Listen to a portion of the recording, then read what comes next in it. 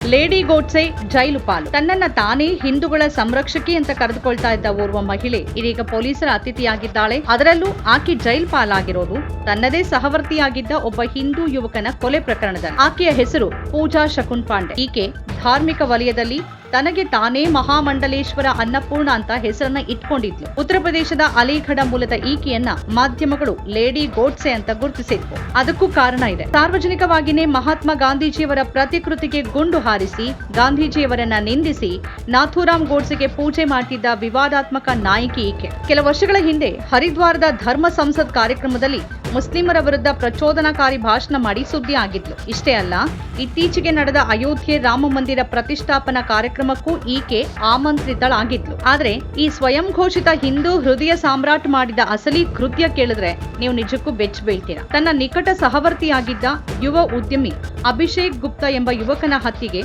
ಸಂಚು ರೂಪಿಸಿದ್ಲು. ಅಭಿಷೇಕ್ ಗುಪ್ತನ ಹತ್ಯೆ ನಂತರ ಪೂಜಾ ಶಕುನ್ ಪಾಂಡೆ ತಲೆಮರೆಸಿಕೊಂಡಿದ್ಲು. ಆಕೆಯನ್ನ ಪತ್ತೆ ಹಚ್ಚೋಕೆ ಅಲಿಗಢ ಪೊಲೀಸರು 50,000 ರೂಪಾಯಿ ಬಹುಮಾನ ಕೂಡ ಘೋಷಣೆ ಮಾಡಿದ್ರು. ಆದ್ರೆ ಈ ಕಥೆಯ ಮತ್ತೊಂದು ಆಘಾತಕಾರಿ ತಿರುವು ಇಲ್ಲಿದೆ. ಹಿಂದೂ ಸಂರಕ್ಷಕಿ ಅಂತ ಹೇಳ್ಕೊಳ್ತಿದ್ದ ಪೂಜಾ ಹಿಂದೂ ಯುವಕನ ಕೊಲೆ ಮಾಡಿಸಿದ್ದು ಇಬ್ಬರು ಮುಸ್ಲಿಂ ಶೂಟರ್ಗಳಿಗೆ ಸುಪಾರಿ ನೀಡಿ. ಫೈಸಲ್ ಮತ್ತು ಆಸಿಫ್ ಅನ್ನೋರಿಗೆ 3 ಲಕ್ಷ ರೂಪಾಯಿ ಸುಪಾರಿ ಕೊಟ್ಟು ಈ ಕೃತ್ಯವನ್ನ ಮಾಡಿಸಿದ್ದಾಳೆ ಅಂತ ಪೊಲೀಸರು ಹೇಳಿದ್ದಾರೆ.